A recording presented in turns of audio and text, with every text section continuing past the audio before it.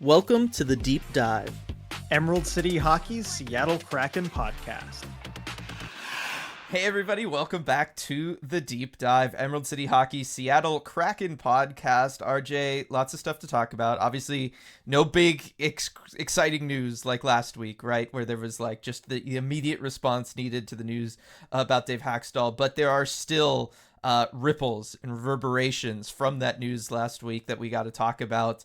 Give an update for everybody on how the Firebirds are doing because their playoff journey has officially begun. We'll talk about the TV deal. Finally, it's the big exciting news. Just other news keeps happening and it's been getting in the way, but we'll finally give our thoughts about that. Hint, they're very good and we're very excited by it. And then, I think we got to talk about Mitch Marner to the Kraken, RJ, because is it likely? No, but like we should talk about it. So we will do that. But we got to start with some announcements, and then of course our wonderful shout out to Queen Anne Beer Hall for sponsoring the podcast like they do each and every week. And RJ, it is a new month, which means there is a new burger of the month. That's right. I mean, it's the best time, right? So the burger of the month for May is the Sofrito Smash. So it has sofrito salsa, smash patty, queso fresco, pickled red onions, chili lime crema, and fried plantains. I mean, they really do go above and beyond for these specialty burgers, Dylan. Yeah, they do. It does sound like a good beginning of summer burger too, like all the stuff you're talking about there. Like I get the ideas of like kind of fresh and summer and sun and all that kind of good stuff. So everybody make sure to go try that at one of the two great locations that Queen Anne Beer Hall has. Couple quick announcements from us here. If you remember over on the Patreon, we wanted to quickly announce what our live game commentaries for the NHL playoffs are going to be. And that is going to start this upcoming Friday on the 10th at 4 p.m. for Game 3 of Florida Boston. So definitely excited to watch my Cats with everybody on the live stream over at patreon.com/Emerald City Hockey. And then the second game that we will be doing will be Tuesday the 14th, May 14th, for Vancouver Edmonton. The time for that game, that'll be game 4 of that series, is to be determined, but it should be in the evening. One would assume on a Tuesday. So we will let everybody know the exact time for that when the NHL announces the time. But again, that's going to be this upcoming Friday, the 10th at 4 p.m. for Game 3 of Florida Boston, and then Tuesday the 14th for Game 4 of Vancouver Edmonton, and then Firebirds round 2, maybe we'll do something later in the month if things work out that way. The second big announcement, and there's a reason I saved this one for second, RJ, because I need to ask you an important question about it. And that is, we are going to be going live for everybody tomorrow for the draft lottery. Kraken have, what is it, 6%? 6%. Yes, 6% chance of winning the draft lottery tomorrow. We just thought we'd go live, just spend, half an hour with everybody, have some fun watching the lottery, just in case. You never know what'll happen. And we can kind of do like a very, very quick, all right, this is where the Kraken definitively are. Where do we think they go in the draft kind of conversation. The only downside of this is that it is at 3:30 p.m. Western time, which is not great. Yeah, the league, they love to schedule the lottery for a weird time like that. It's right before the Carolina Rangers game, yeah. I think. Yeah, so they I know they like to schedule it kind of, before the playoff games and everything, but I don't know, 3:30, especially for the teams that have some of the best odds being on the West Coast. Yeah, it doesn't make a ton of sense, but hey, if you're at a job where you could maybe open another tab and have YouTube open, you can join us for that one, and if not, you can always watch not our that we condone reactions such later things. I'm fine condoning that. That's fine. All right, yeah. If you're at a job where you can, right? There's a lot of jobs where you could listen to stuff while you work. I do it all the time, and so I don't have to listen to what RJ's saying. I don't blame you. I know, it's all good. So yeah, if you can make it tomorrow, that would be fantastic. You could always watch it on demand later on YouTube as well, to get our reactions to everything and the insights that we'll have. But the reason I saved that for second, RJ, is because I've had this cold open question saved for a very long time now, weeks, waiting for the opportunity to ask you, and that is, do you know the draft class that is probably most impactful for the Seattle Kraken? Of all the NHL draft classes, can you guess the one that was the most impactful for the Seattle Kraken? Because I think I have an answer. Okay, well, my the first way I'm tempted to go with this is maybe, I don't know, one of the ones that they've been in, right? Probably the Matty Beniers class, because at least they've had some more than one player play from it, Play for right? them. Yeah, no, I mean Yeah. that is a direction to go. But see, I was thinking like you got to look back to when guys that are on the Kraken roster now joined the league and the situations they joined that then maybe meant that they were available, for the expansion draft and all of that kind of stuff. And I think that draft class, RJ, that has had the most impact for the Seattle Kraken is the 2013 NHL draft. That was the Nathan McKinnon draft for everybody. And this is why, RJ. I'm just going to read off some Kraken players. Because I was there. Yes, exactly. I was there. And that was the one draft I went without you. So therefore, it's the most important. No. These are the players taken that ended up Seattle Kraken, okay?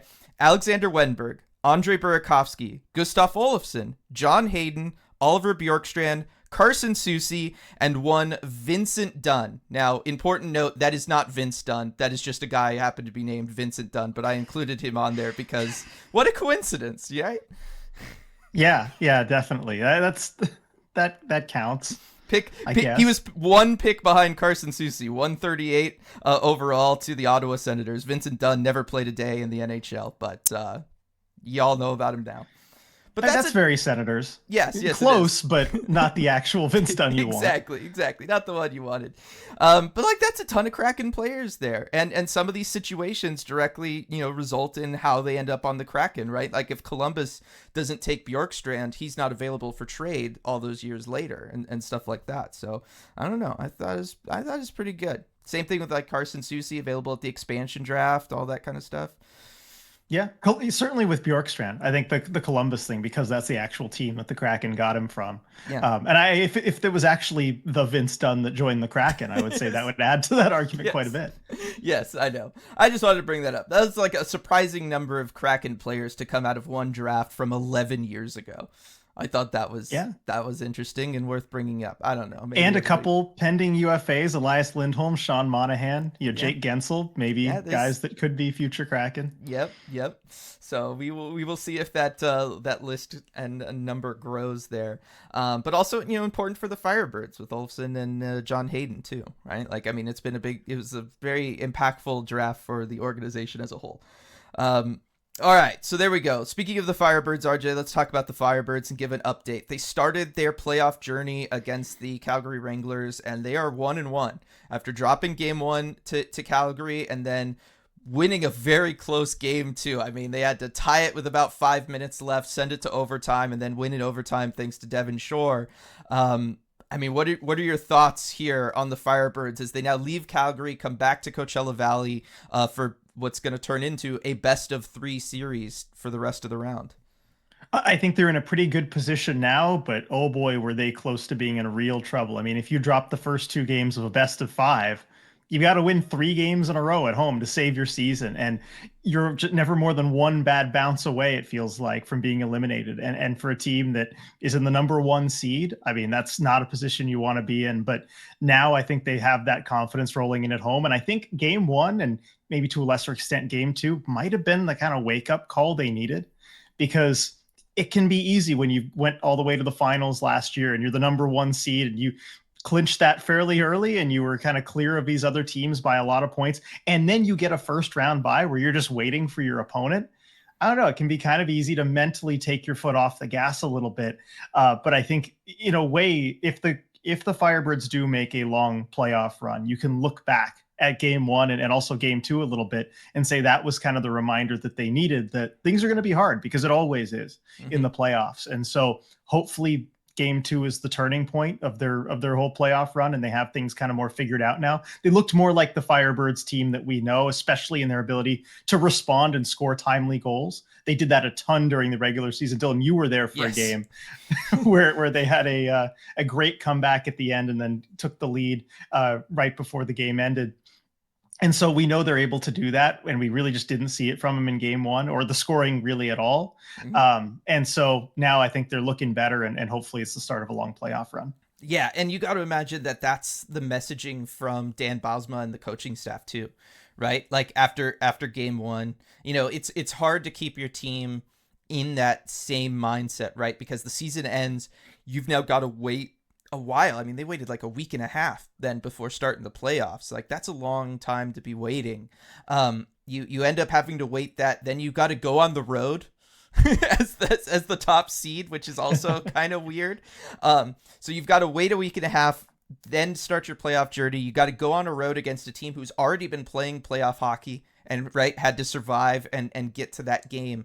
And I could understand why a team would maybe have a little bit of a rough start there. Got to imagine the messaging after game one was, hey, like, that was the wake up call, right? Like, we got to match this level of intensity. We got to find that extra gear here, and we don't have a ton of runway to work with because it's a best of 5 series.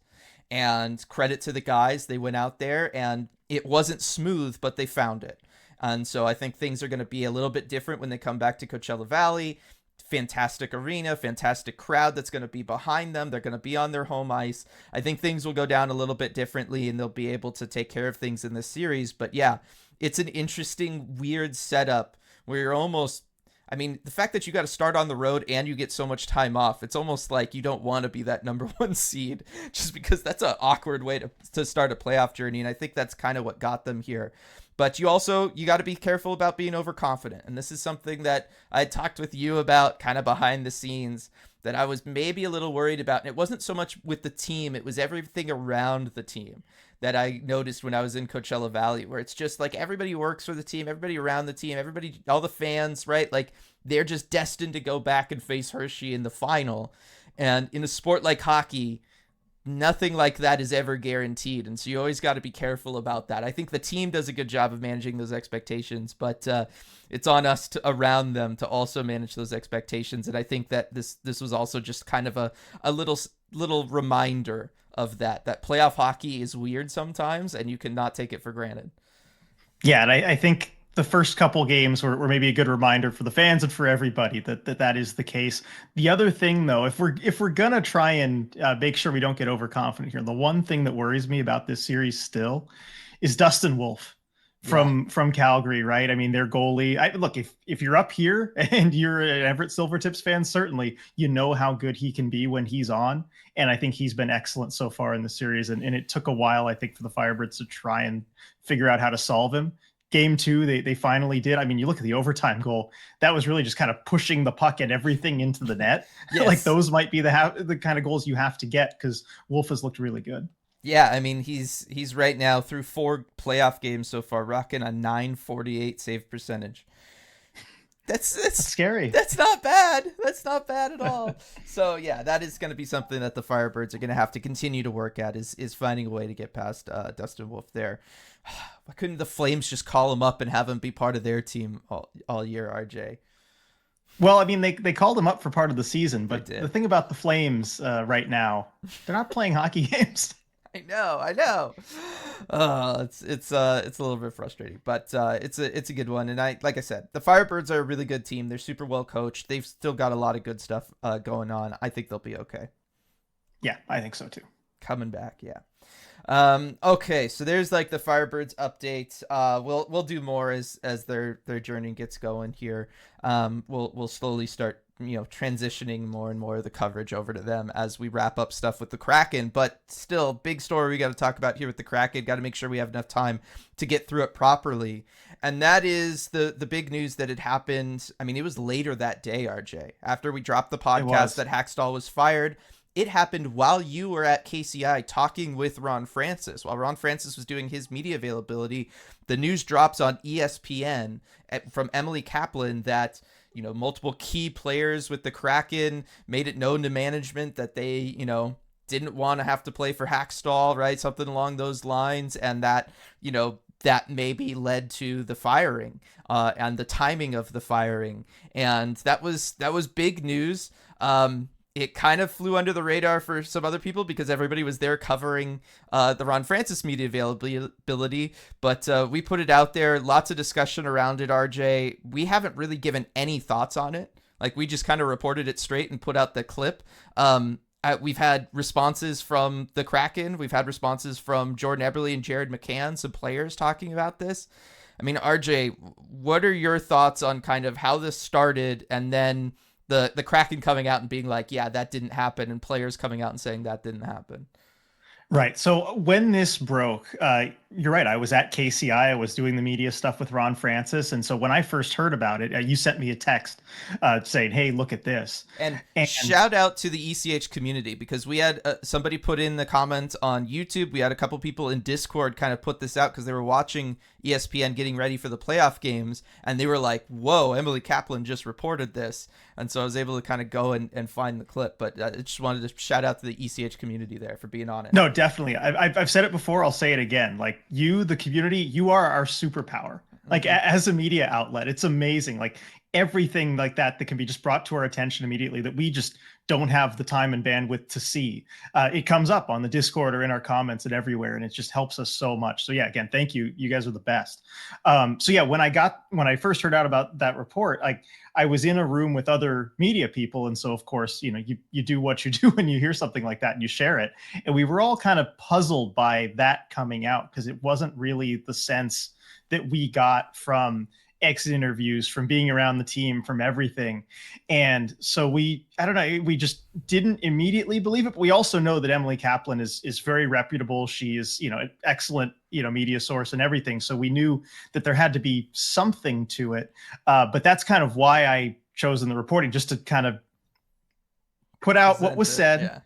Don't editorialize a ton here and kind of wait for the team to respond, which we kind of figured they would. Because, I mean, if you're the Kraken, you probably wouldn't want something. You have to, right? You don't want that out there just, unopposed, right? And so, of course, then the response did come. Jordan Eberle going on 93.3 KJR, talking to Ian Furness and saying that by no means did anybody go in with an ultimatum. That's not how our team operates. And then later an article with Jeff Baker where you talk to Eberle again, Jared McCann saying something to the effect of, I don't know where she would have gotten this from. And then Ron Francis also responding, but they all denied the report in very strong terms. And I don't think we've yet to hear anything from ESPN or Kaplan. I don't think we're going to be perfectly honest. At this right? point, no, we're not going to at this point. Even that, the report she did on ESPN was kind of like a throwaway. Like it was just like, Dave Haxtell was fired. I heard this. And then like they throw it back to the studio. She throws it back to the studio after that. And they're just talking about playoff hockey. Like nobody really kind of cared. And it didn't even really get picked up by other national media outlets either. Like this was very much going to only be a story in Seattle. And I think it's been only a story in Seattle since. So I don't know that we're going to get anything additional from ESPN. As for the validity of it, RJ, right? Because we have the Kraken's response.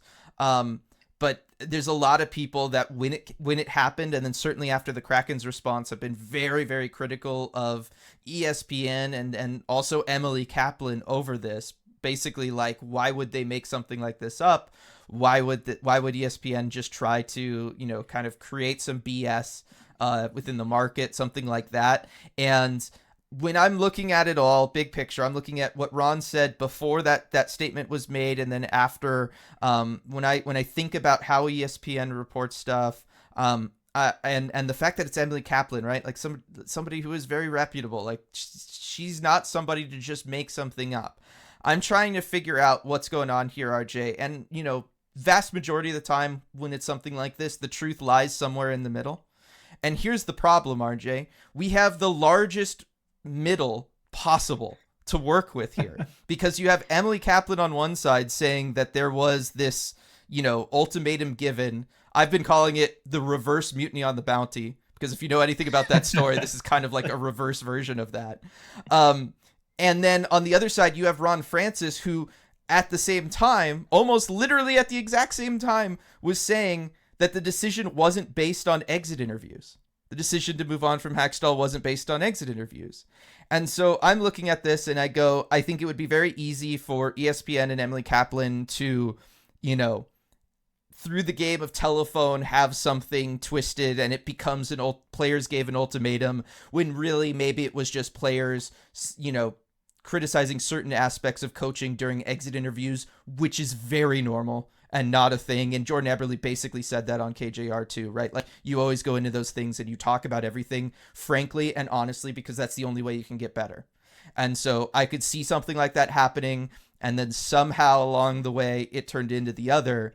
But also on Ron's side of things, what do you mean it didn't have anything to do with exit interviews? If it was just based on performance, why do you wait a week and a half after the season and wait through all of exit interviews to then let go of the coach, right? We saw like Buffalo.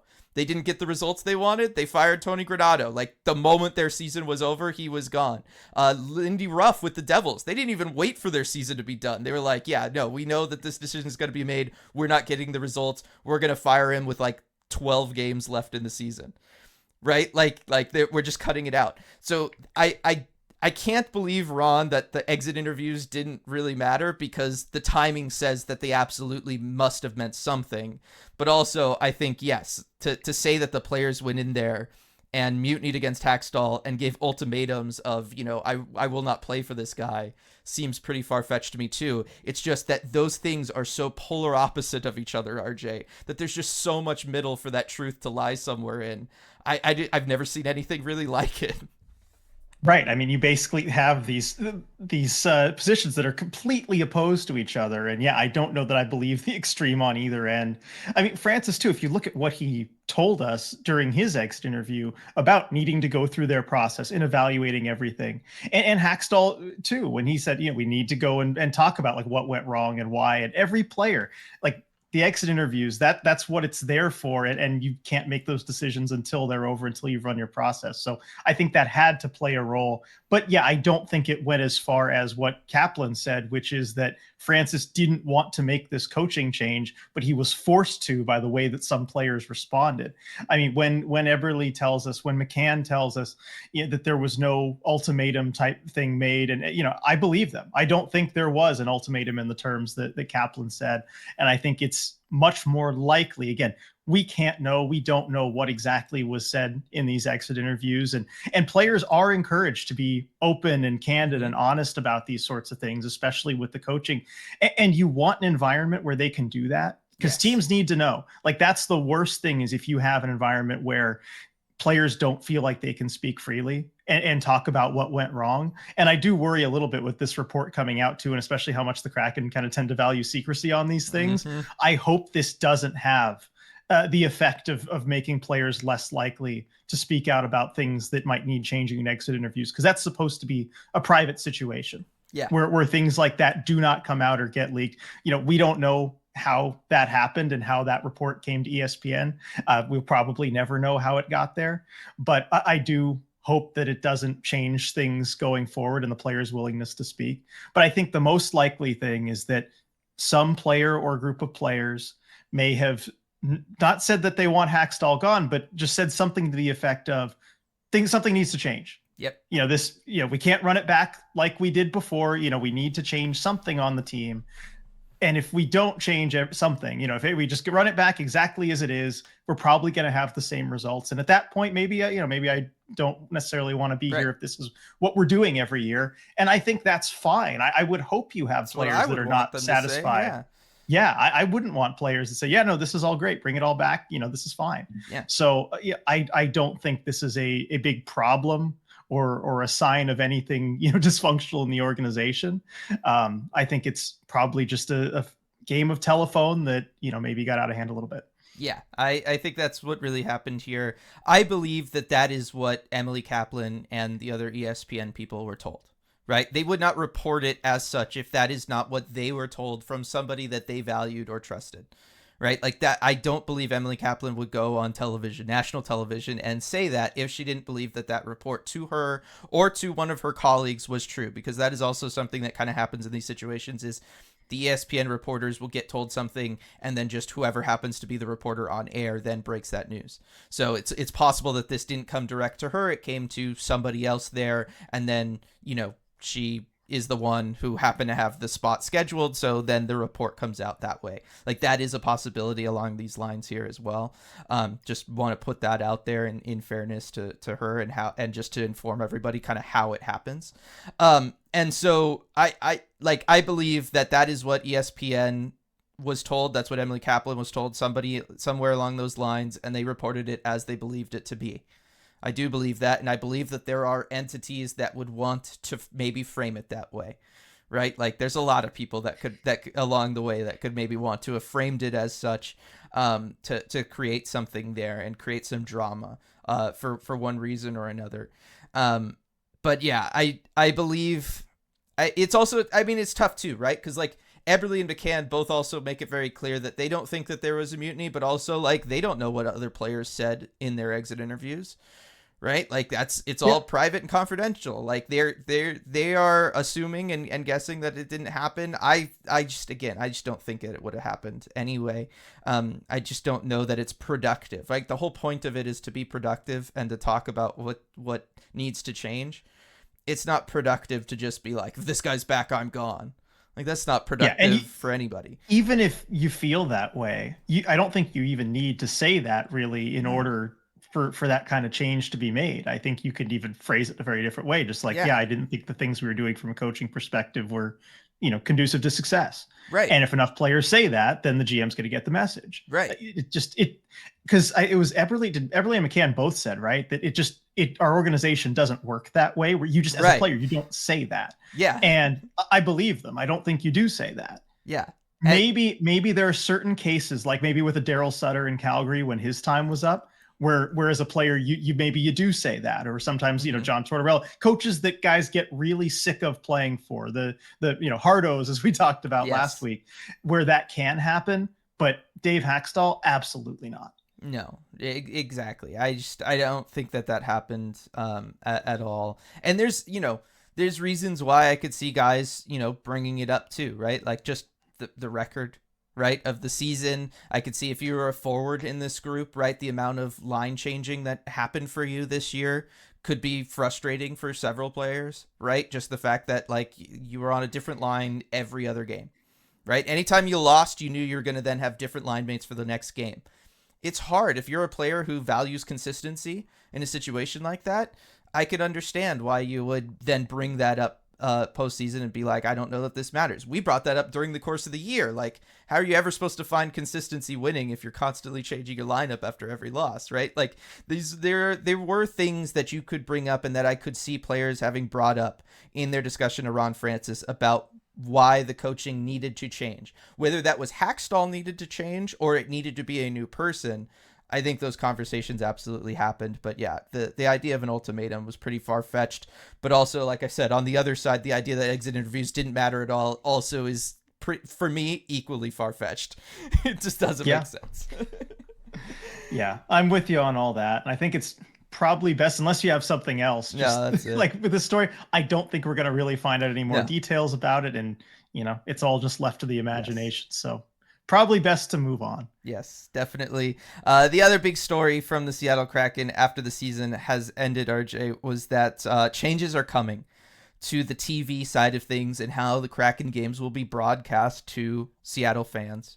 And it's the best news in the world. This was something that we had talked about behind the scenes because we couldn't really say anything outwardly about it. But we knew that something like this kind of needed to happen for the Seattle Kraken to kind of take that next step and grow their audience. And so the news is, of course, everybody knows it already, that they are leaving Root Sports, and that they are going and partnering with Tenga, which owns and operates King 5 and Kong, the local broadcasting networks within the Seattle area. They signed a multi-year agreement with them so that all games will be available there, or at least all the non-nationally covered games will be available on Kong, with a handful of games also being simulcast on King 5.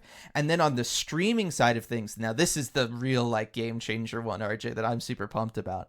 They signed an agreement with Amazon, with Prime Video, which will allow the local, streaming rights to go to Prime Video for no additional cost. If you are an Amazon Prime member and you have Prime Video, you just get Kraken games. If you're within the Kraken market, that is Washington, Oregon, Alaska, Idaho, like the whole market. Like that's how you're going to be able to stream games if you are a cord cutter, if you don't have a way of watching broadcast television, you don't have an antenna, any of that stuff. That is, compared to Fubo, RJ, infinitely more accessible in the same way that the broadcasts being on Kong and King 5 is instantly more infinitely more accessible than being part of a premium sports cable package like it was on Root. Like the amount of people who have now the opportunity to watch a Kraken game, I have to imagine it went up by a magnitude of at least 10. Absolutely. No, I mean, it is massively, massively expanded. And of course, still in covering the team, right? We hear from so many people about how difficult it was to watch games, and Yep. people who were trying to get into hockey and get into the sport and were excited Yep. about this new team coming to Seattle that wanted to watch the games and then found out how difficult it was. And it was just a huge barrier for them. So I think this is huge news. Really, it's more important than the Hacksaw being fired. It's more important than any Yes. move they make over this offseason. I think it's more important than anything they do on the ice, even next year, is this move to make the games more accessible to watch. I think going into this offseason, that had to be priority number one for the Kraken, for the whole organization. And they took care of it, and I think in the best way. I mean, like no notes, right? You found like local TV partners that are easier, and you have a great option for cord cutters with the Prime Video, and it's just and if you're out of market, you can still watch on ESPN Plus, like you have been for a reasonable price, and just perfect. They've handled it perfectly. Yeah, I mean, there, like you said, there is no notes. I'm with you. It's the most important thing, because without more fans coming in, that teams don't exist, sports don't exist, right? Without fans, and yes, the amount of people, not just that they expressed the difficulty in watching, but also the amount of people who talked with us and still were talking with us all the way through the end of the year about how I'm trying to get my family into it. I'm trying to get friends into it, right? Like these are people I know would be Kraken fans if they could watch a game. And just the fact that they can't meant that they were never going to be Kraken fans. And so for the Kraken to kind of listen to all of that feedback, because they had to be hearing it too. If we're hearing it, the Kraken have to be hearing it. And for them to respond in such a massive way. I mean, this is a big deal thing. I know the TV landscape for sports and sports broadcasting is in a great state of flux right now for all sports, all across the board. But for them to have listened to that feedback and to have said, we value the ability for our fans to watch our games easily, and we value the ability for new people who are interested in us to find us and accessibly watch us and become fans of our team. Like for a team to just do that after so many years, RJ, of local broadcasting rights and teams just not thinking that way because they didn't have to, right? The money was flowing from cable. They never had to worry about that. It was just, who's going to be the highest bidder? If it's the premium cable package, I'm going with it. It doesn't matter. For a team to be like, no, we want fans, and we want our fans to be able to enjoy us and be fans of us and take that kind of fan first approach. It's exactly what they needed. It was exactly what we were hoping they would do. We kind of talked about that over the course of the year. This was kind of what they needed to do. It's the next best thing to versus just growing direct to consumer, right? Like there is still a middleman, whether it be Kong and King 5 or Amazon Prime on the other side of things. There is a middleman, but it's a much more accessible middleman. It's a much more affordable middleman than Root and Fubo were previously. Yeah, definitely. I mean, and also the other thing too that they listen to fans about is they heard you, and they heard concerns about if they were to change some things, bringing the whole broadcast team back. Yeah. Because that's something that I think fans talked about loud and clear was how much they liked the broadcast team, and we know because we heard plenty, whether it was on the Discord or people reaching out to us about concerns that if the Kraken did make a change there, well, who's going to be gone? Can they keep this all-star team together? Which, I mean, I was even concerned about because generally when you have that much talent in one place, it's hard to keep it together for a long time.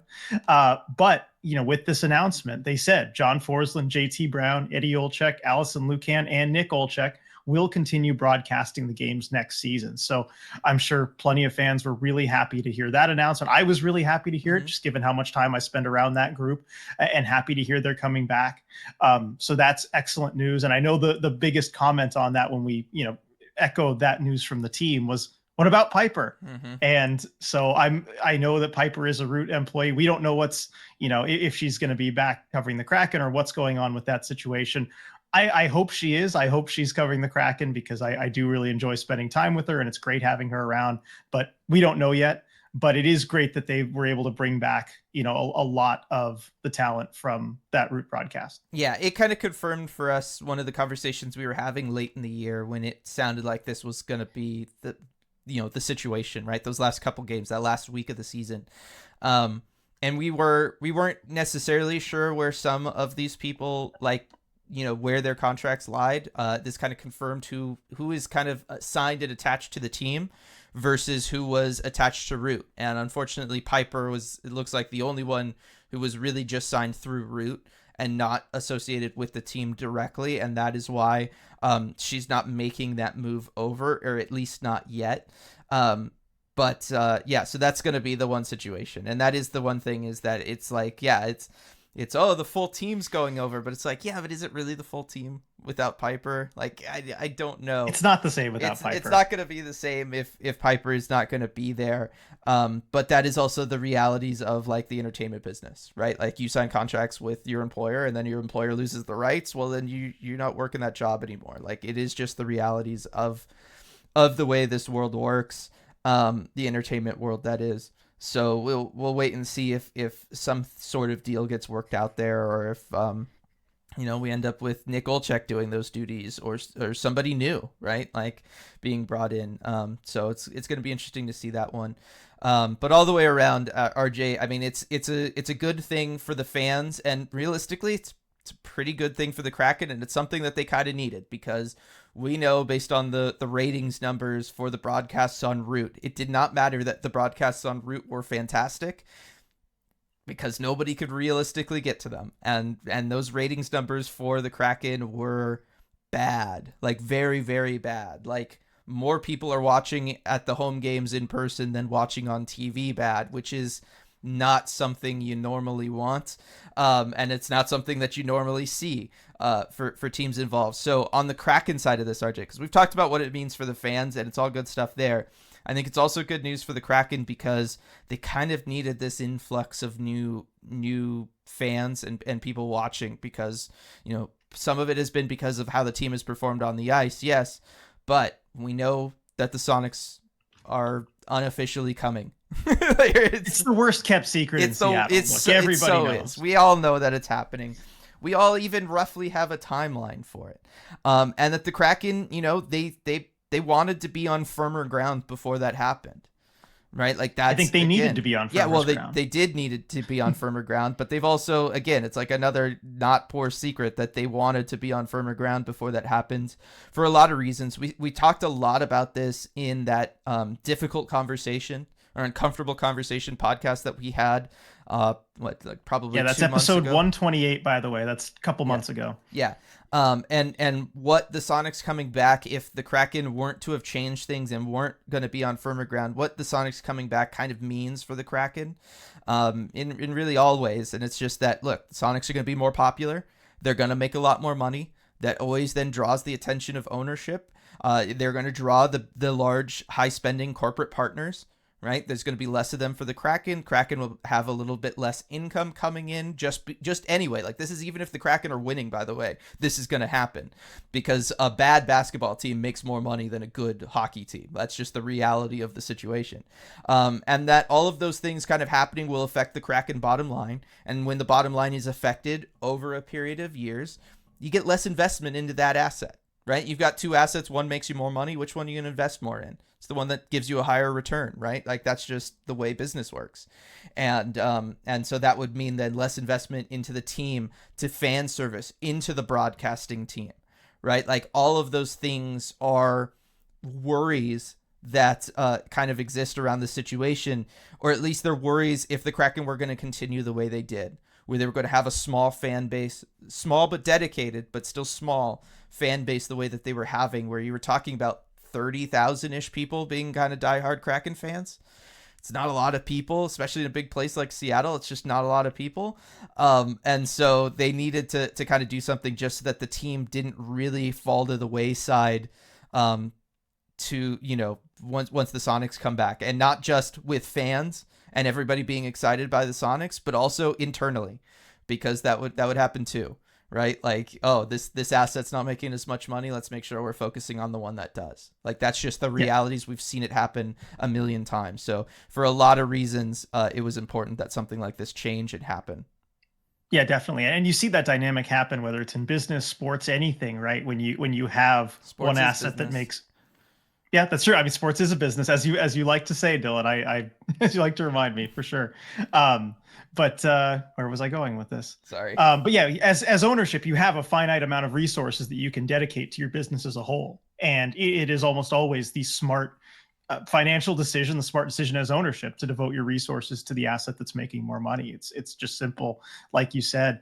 And it's not just, the ownership's priorities as well. I mean, it's on like the media side of things, because the Kraken have an excellent media environment with lots of great media covering the team, including independent media.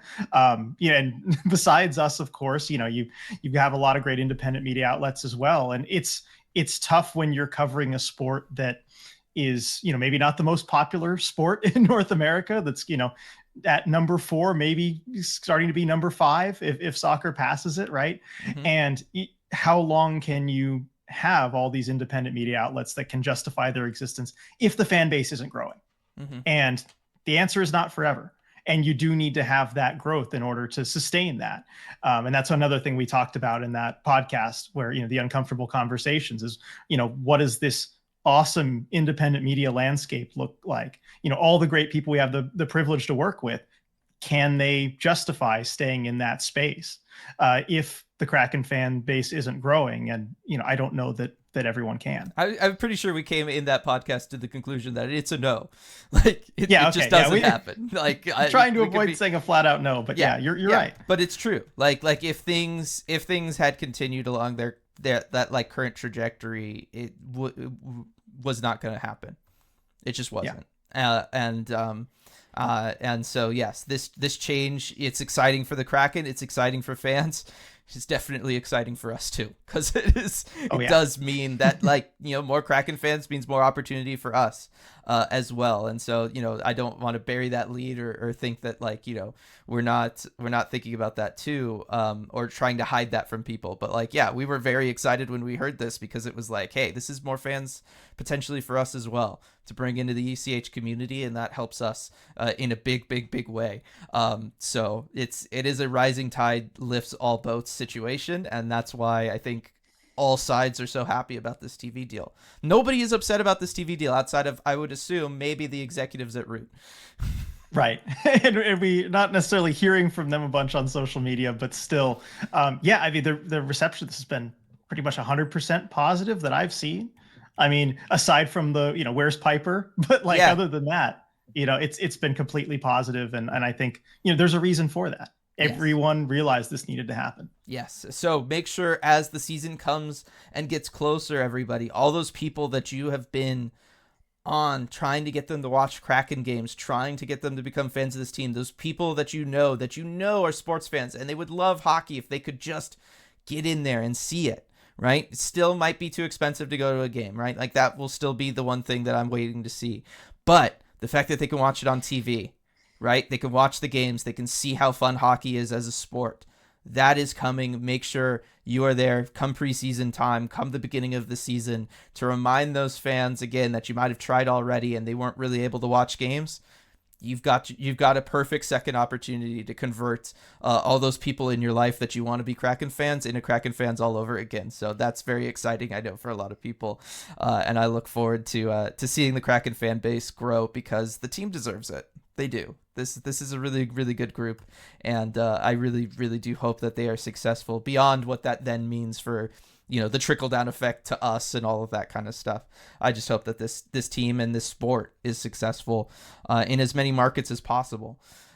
Hockey's the best. If you're listening to this podcast, you know that.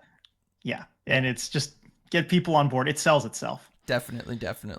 All right, RJ, we've got 15 minutes left. Let's fill it with Mitch Marner. You ready? You ready? I'm ready. To do this? I'm ready. Let's go.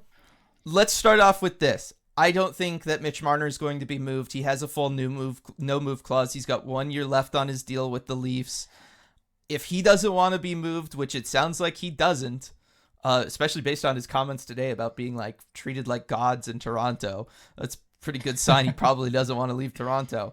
I'm just going to say, I don't think he gets moved. However, these are the situations that lead to star level players like him being moved. And we spent a lot of time over the second half of this last season talking about Kraken need a star player. How do you get a star player? Well, if you're not going to draft one, you basically need a certain set of circumstances to happen for one to be made available, because they don't often hit free agency and they aren't often available for trades, right? Like there's just a handful of times that star players have been traded in the past and they are still talked about. Until Eichel, everybody was still talking about Joe Thornton in like 2000 whatever, right? Like it was like 20 years before someone else kind of came along and kind of made a similar-ish move.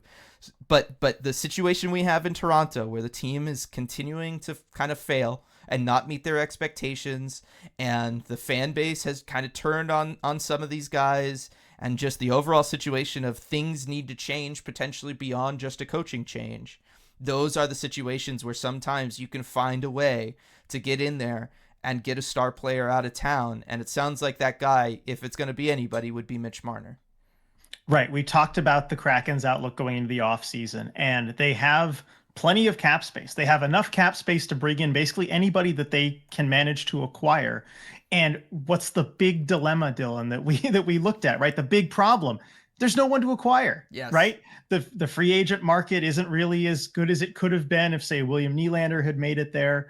There's nobody with true star power there. I mean, Gensel, Reinhart, they're a tier below, I think. And, would they want to come to Seattle anyway? Would that be their best option? We don't even know if they'll get to free agency. But you look around the league and we just couldn't figure out who it would be that would become available.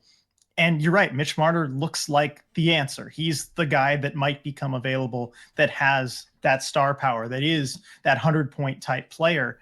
And when that's the case, you can't question it too much. And there's always going to be things. There's always a reason why somebody becomes available, right? Mm-hmm. Players that are star players that that don't have any issues attached. They don't become available because teams sign them and take care of them and keep them on board for their whole careers.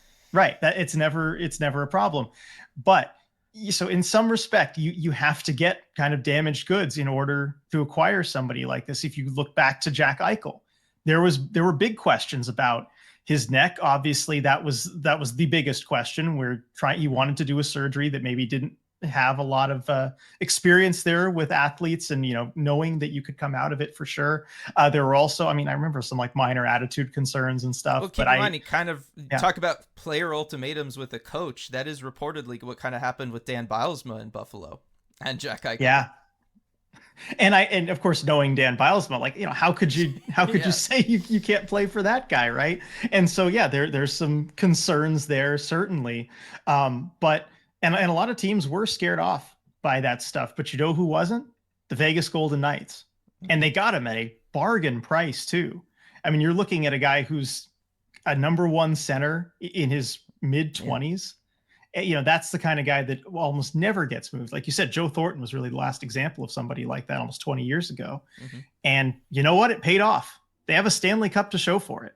And those are the kind of moves that teams make, that when they pay off, a Stanley Cup can be the upside, because you're getting a player who, is an elite level player for pennies on the dollar. Right. Or you're competitive for a long time, like the Sharks with Joe Thornton. Right. Yeah. Like, they didn't have a Stanley Cup, but they were crazy competitive for a very long time, and were able to build a huge fan base and all of that kind of stuff around that.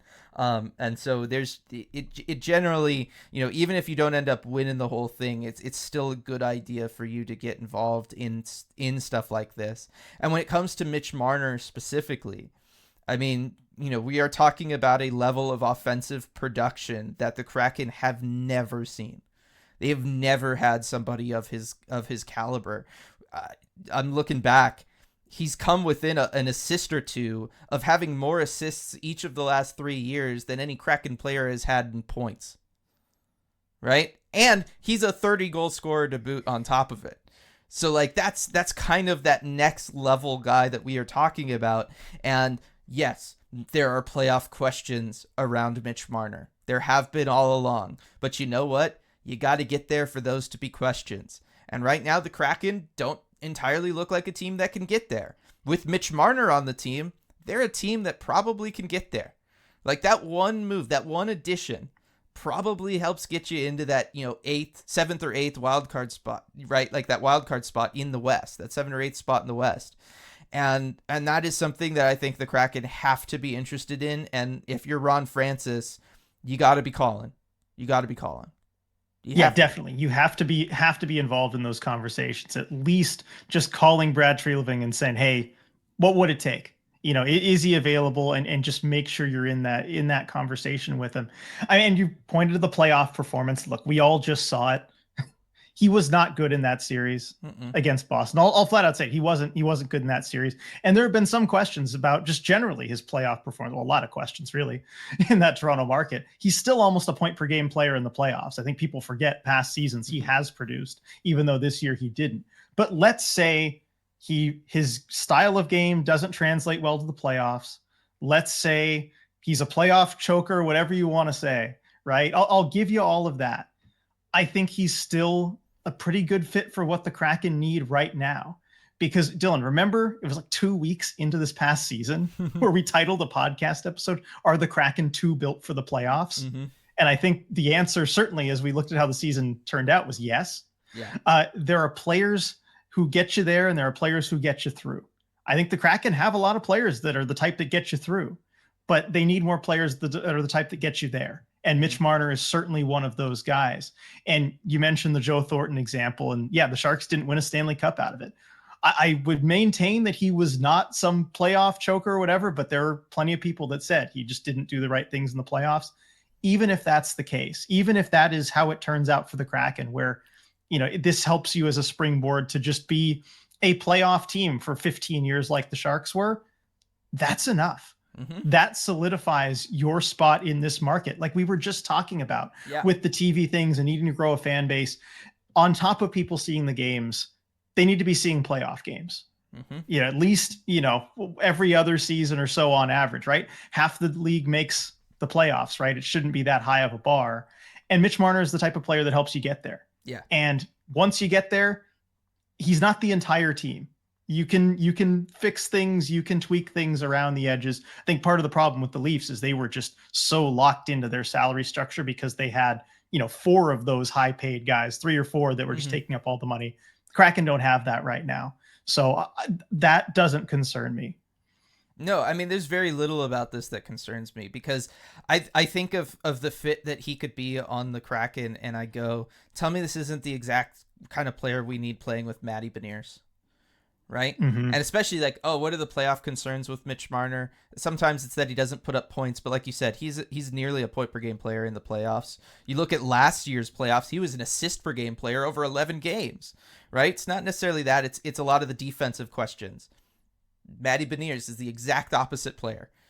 Defense, not concerned about that at all. Offensive production, that's where the question mark lies, right? And so if you can pair a guy like Mitch Marner with a very defensively focused center like a Matty Beniers, he's going to help Matty's offensive game kind of take a step forward just because he is that good, and Matty will be playing with him. And then on the flip side, you don't have to worry about Mitch Marner having to be some sort of defensive winger who's back checking super hard because you've got Matty back there taking care of that kind of stuff.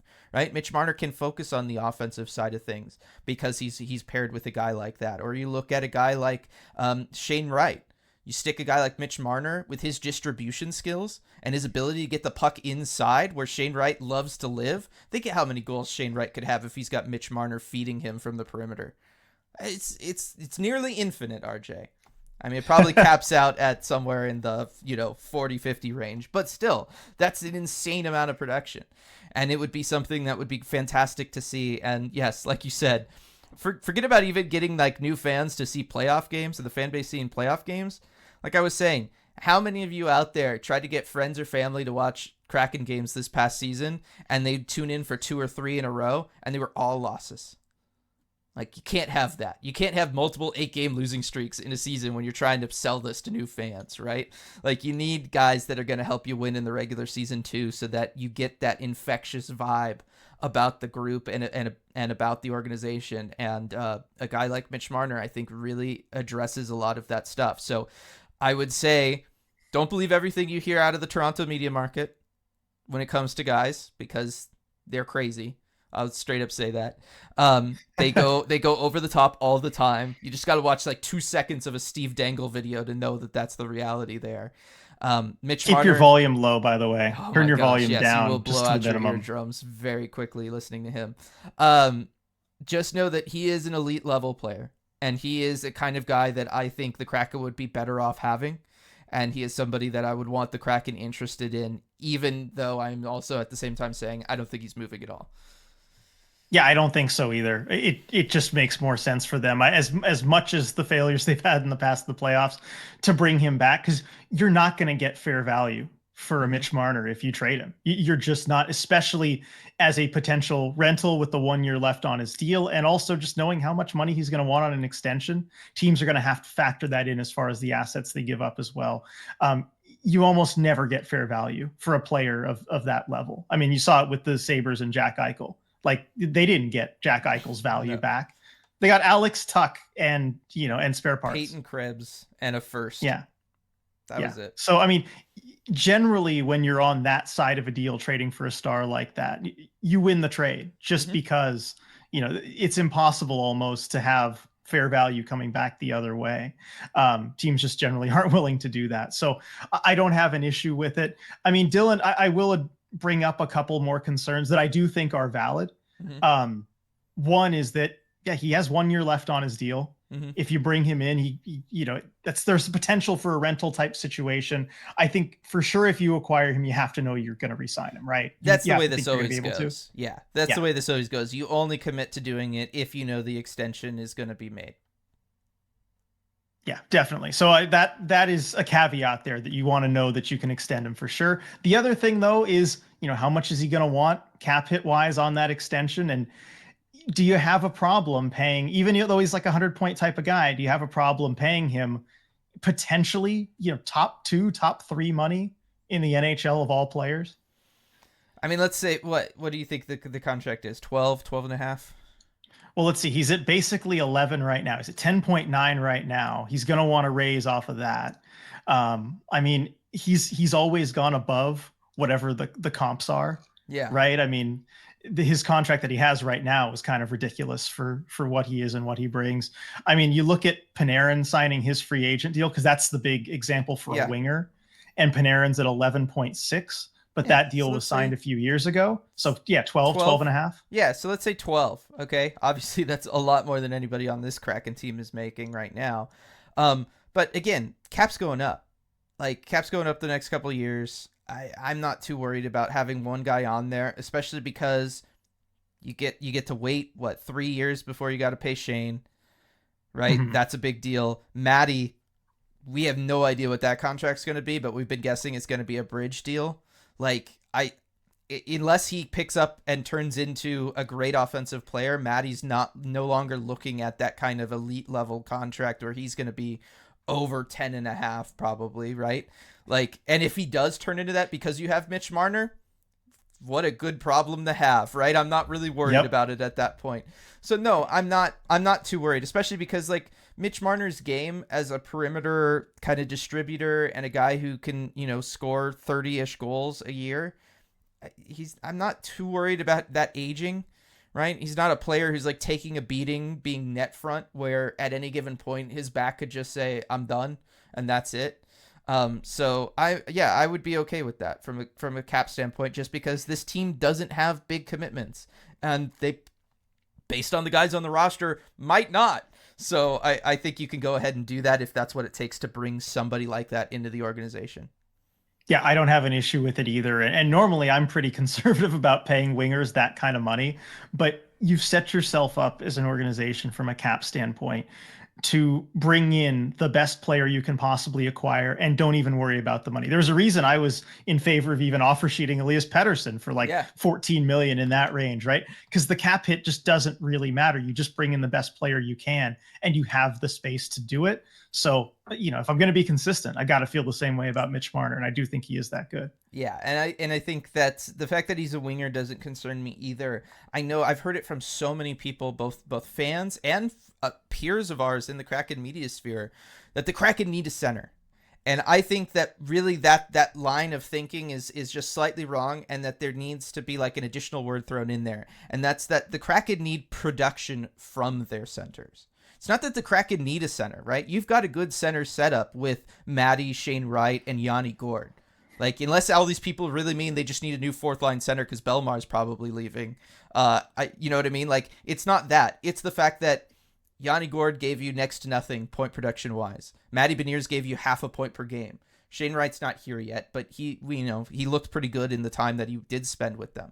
Like, that's what the Kraken are missing, is production at the center spot. It's not that they're missing centers. They've got centers. It's that they need those centers to be producing more. And I don't think that the best solution to that is to go out there and try to bring in a center that's going to push everybody down. You're going to have to figure out what to do with Yanni Gourde. You're going to have to then figure out what kind of ice time you're giving to Matty Beniers and Shane Wright. Like, at some point, you got to give Matty Beniers and Shane Wright significant ice time. Like, more than 17 minutes a night ice time. Like, they need to play 20 minutes a night. You're going to have to do that. And I don't want to see the Kraken go out and sign a big center, go out and get, whoever it's going to be and bring them in this year, Elias Lindholm or whoever, right? Yeah. I don't want to see that and then cause that kind of weird situation where you're going to just have like the continued top three lines all play 16, 17 minutes a night situation again. Like, that's not good for anybody. We know that wasn't good, and it's not going to be good for the young guys developing. But if you can go out and get wingers that are going to lead to production from your centers, from the guys you already have, like Matty and Shane, you don't need to worry about that center problem anymore. And so every time I see this whole Kraken need to go out and get a centerman, all I can think is, no, they just need more production from the guys they already have. And I think by getting guys like Marner, or at least looking in a direction like that, you're going to get that production from them. Yeah, well said. I mean, I agree with that completely. No notes on that, really. I think it wouldn't be the worst thing. Again, if you can go out and get an elite center, if they're there, then you go get that player. If Matt Barzal becomes available, yeah, exactly. Yeah. Then you go get that guy and you don't worry about position. But yeah, they just need production from the centers, like you said. And Marner is a guy who can do that. Mm-hmm. He can absolutely make Matty Beniers produce more, for sure, with the creativity that both of them have. I have no doubts about that. And then one last thing, because we touched on it a little bit, as far as, with the fans and trying to grow the game and grow the fan base. And like, you need to see wins, right? You can't be seeing all these losing streaks. Just go on YouTube and search Mitch Marner highlights and tell me that a player like that can do those things. First of all, the Kraken don't have a guy like that who can do some of the things that Marner can do. They never have. And that's the kind of thing that can help grow a fan base, that can put butts in seats, and that can get people who maybe aren't super into hockey when they see the kind of highlights that he can generate too. I think about the what was an assist, because he's a great playmaker, right? But shorthanded that he had against the Kraken year one, where he's coming in 2-on-1 and completely dekes out Chris Drieger and just leaves the puck with a wide open net for, I think it was David Kampf who was there with him. And just like, nobody on the Kraken makes that play. Mm-hmm. It's special stuff, and it's fun to watch. Yeah. So I think you got to be in on guys like that. Real quick, RJ, before we end it, we had talked last week, because we were going to talk about this situation last week, before the Hackstall news broke, and then that like threw everything out the window, and we just talked about that. But looking at if Marner's not going to be available, kind of looking around at other guys, I know this is still a situation. It's very much in flux, and they're having the exit interview for Rob Blake today, but the LA Kings are going to be making some sort of change. I'm sure Pierre-Luc Dubois would be available by trade if you wanted him, but no, just no. Don't do it. Just no. But there were rumors at the deadline that the Kings were so desperate for goaltending, and it sounds like they still are, that even Adrian Kempe was on the board was available, if you could give them a goaltender. Let's say Mitch Marner doesn't want to leave RJ, but the Kings kind of have to make a guy like Adrian Kempe available in exchange for goaltending. And, let us know your thoughts on this, everybody. Adrian Kempe for Joey Decord types trade? Do you do that, RJ?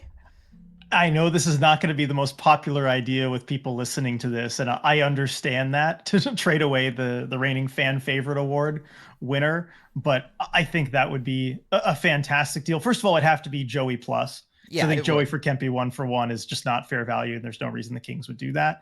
But you throw in prospects, you throw in a pick, you throw in maybe like a Tolvanen or somebody who's another forward who could kind of slot into that situation for them.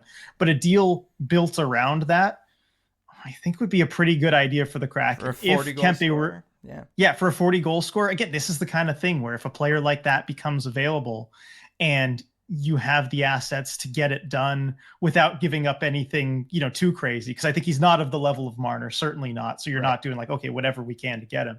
But a deal around that makes a lot of sense. And the number one reason, and I hate to say it, is just that goaltending is unpredictable. You never know what you're going to get from a team's goalies from one year to the next. And you'd be selling high on Joey after a great season. And look, you have even the best goalies in the NHL, guys who are, known as superstars, that just will have a really bad season or two from one year to the next. And you cannot predict it. So if you have a chance to sell high on a goalie, it's just as a matter of course, I say almost always do that. If you can sell high on a goalie. The other thing too with Joey is he just has 1 year left on his deal at 1.2. And that's the tricky situation. And Grubauer, you still have under contract for a while.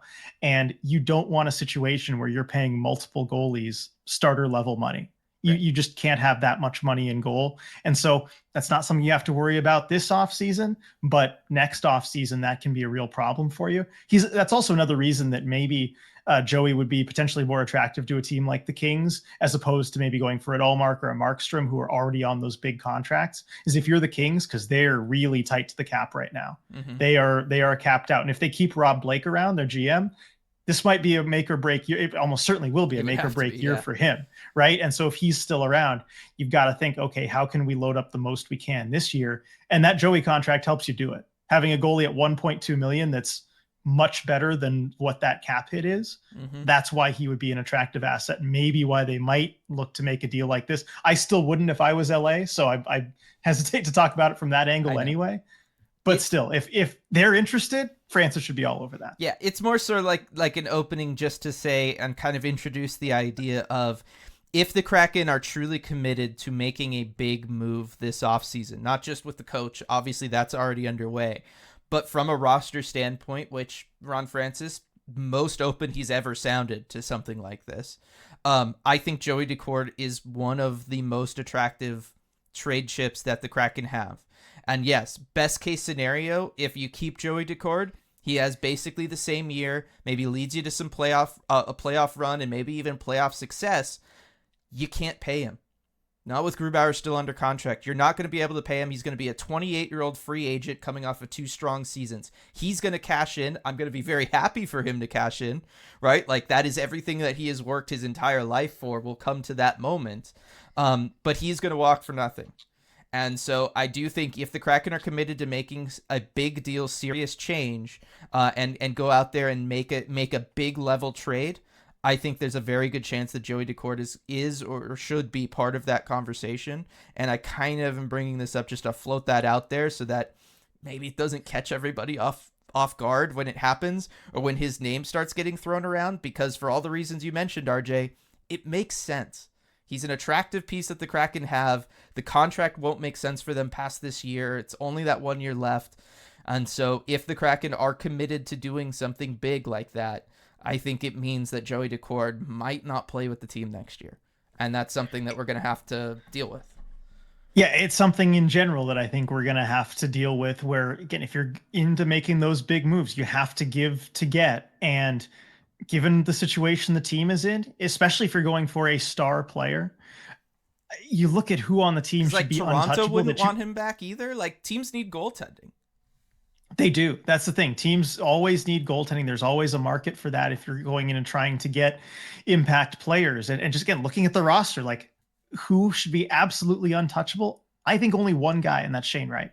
Yep, I'm with you. In the whole organization, if you're trading for a star, that's the one name that I just would not move, basically almost no matter who's coming back, as far as anyone reasonably coming back. Yeah. Other than that, I could see deals and situations where anybody else on the roster, and including that 8th overall pick, that I would potentially move. Me too. And you have to go into it with that mindset of being open to anything. And I know GMs talk about that, say, well, we're open to anything, we're open to whatever. But it's one thing to kind of say that, it's another thing to really mean it. Mm-hmm. And I think this is one of those off seasons you have to go into it with that mindset. And that can be really tough for fans. I just think we have to kind of mentally prepare ourselves for something like that. Yeah.